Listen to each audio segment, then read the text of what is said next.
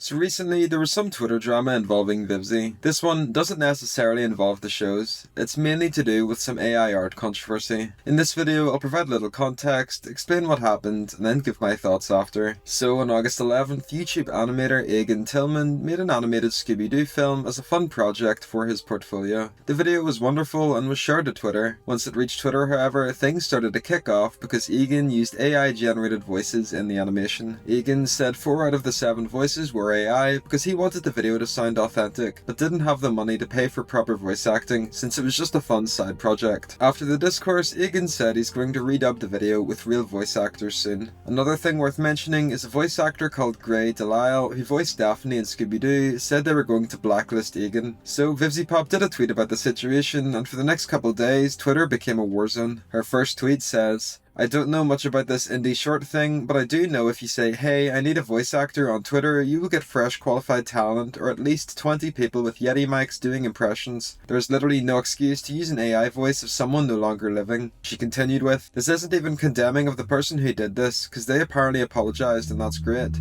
This is for the dipshits arguing the defense of doing this. It's not hard to find VAs willing to work for low or free, and using a dead person's voice is fucked, Jesus." One Twitter user said both sides are in the wrong, to which Vivzie responded with, "I haven't seen any reactions, but no, one party is wrong and other people are reacting badly. This is not a both sides issue, but I do think anyone not involved overreacting doesn't help. I just hope whoever did this takes away what was wrong about what they did, that's all." She continued with, "AI is deeply personal for voice actors. I don't doubt she was probably intensely angry, and I'm sure that gained her backlash. But I doubt the voice actor has the power to blacklist anyone. I think people can chill." A Twitter user said that the creator apologized and said they'll do better in the future. Viv said, "That's great. That's all I care about in regards to them. This is more so because I keep seeing people defending it with, well, they had no other option than AI, which is the dumbest thing I've heard in my entire life. I'm pretty sure kids in 2005 made Newgrounds animations without AI." Another Twitter user said Viv's statement on finding voice actors is incorrect. Viv replied with, "There are literally a shit ton of listing sites and resources, public discords, and hell, some just buy a shitty snowball mic and do it themselves. There are starter VAs who do shit for free no matter the project. There is no excuse." One user said we should be going after people with money such as companies using AI. Viv said, "There's many VAs who do shit for free, not an excuse. Also, whether they make money or not, I'm pretty sure stealing projects' voices, especially the voice of someone who's no longer alive, is just fucked. If you can't see that, then holy fuck dude." Viv responded to a quote retweet of her post saying, "My point was, it's not hard to find free voiceover talent, especially if you're a shit poster. I don't think you realize how many people want to be voice actors. If you want SAG VAs like they used, then yeah, that costs money. But any voice actors, easy as shit, literally no excuse." One user says Viv had a bad take. Viv says, "Passionate poor people have been making indie or fan shit since the dawn of the internet without stealing voices with AI. If you honestly believe this, you're beyond help, bro, lol." The same user points out that Vivzie got a lot of her success from her Die Young music video, which featured someone else's music. Viv said, "It's not stolen. Using something existing falls under either fair use or gets copyright striked and proceeds go to the original party. If this person had used pre-existing recordings, literally nobody would give two shits. People have been using that for years, not a gotcha." One user says that Viv is sending harassment to the animator. Viv says, "I don't even know their name / didn't send anything targeted at them, and my post was about the excuse, not the short. You're the people who my post was about, because not even the person who made the thing is justifying it, lol." The same user from earlier said AI art is fair use. Viv says it isn't. Someone mentions the Newgrounds stuff again. Viv says, "The go-to reply to me for these people is like, well, some people can't afford it, and it's just embarrassing.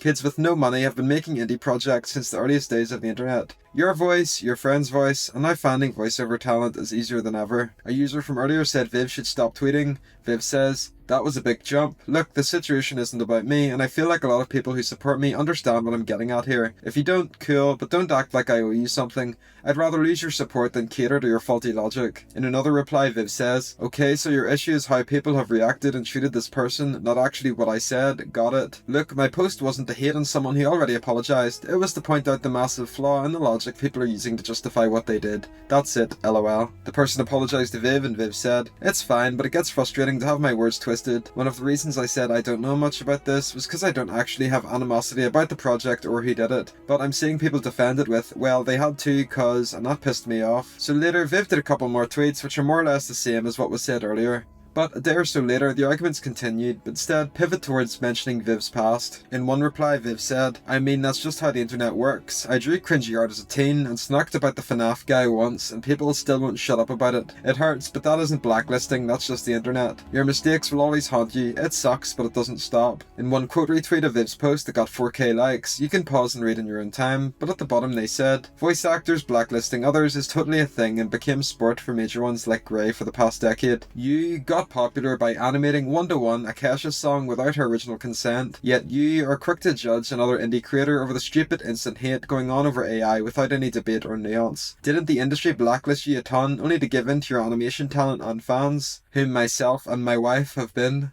I feel stupid now using the voice union BS that ripped most of the beloved voice actors off Has-Been Hotel as an example in this debate. Seems many, and now you two in the industry really love to kick the ladder out after you make it. I'm hoping now it's the fans that put the ladder back up for in spite like they did for you for this creator and any other talented creator, be it they use AI or not." Viv saw this post and responded with a thread of her own. She starts off with, "Bro, okay, well, I'm not a blue checkmark to combat this essay of a response, but I gotta say, well, I don't doubt your story, and I think many people in the industries can be nasty as fuck. Your attitude permeates this post and speaks a lot to your character in a very telling way. Number 1, you're still defending AI, which as a voice actor is extremely telling. Number 2, no, I did not bully this indie creator. My post was about the excuse of not having any other option than AI, because a lot of small indie voiceover talent exists and should be getting those roles. Number 3, no, the industry didn't blacklist me. I don't know what the fuck you're on about. Number 4, I feel stupid now using the voice union BS that ripped up most of the beloved voice actors off Has-Been Hotel. LOL what? Number 5, B if they use AI or not. Lmao, no. The idea that I kicked down the ladder behind me because I advocate for indie artists to actually use real voiceover talent instead of AI voices of SAG talent is just really fucking funny. I love that that's what you took away from me. I'll concede I don't know voice actor politics, sure, but bro." Someone replied with something, but they deleted it after. Viv responded with, "Luna, and it's so funny, you just wrote me a whole ass thesis paper on how you politely told someone something and they blacklisted you, yet here you're mocking another actress, throwing insults openly,